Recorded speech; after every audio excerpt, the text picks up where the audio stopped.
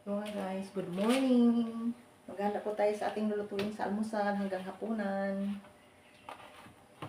Ito'y ating mga sangkap. Luto po tayo ng lauoy. Ito'y ating rekado, sibuyas, kamatis at tanglad. Mga gulay, panghalo, lugbati, malunggay na masustansya sa ating katawan.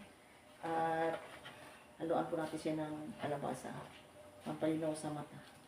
Yan, hindi ko ito binili guys. Ito'y bigay lang sa akin. Ayan. Ang gawin ko nito guys, una, magpakulo ko ako ng tubig, 3 baso or 4 na baso. Ilagay ko po yung sibuyas, kamatis, sa katanglad.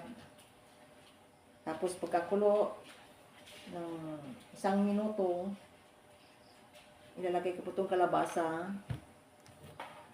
Tapos pagkalambot sa kalabasa, sunod ko itong malunggay. Tapos pagluto na yung malunggay, ilagay ko itong alugbati. Saka ko ilagay itong sardinas, ang pampalasa. Kailangan matipid po tayo guys sa ating mga sarili pagdating sa pagluluto sa ulam. Kasi pang maging practical din tayo sa ngayon kasi mahal ang bilihin.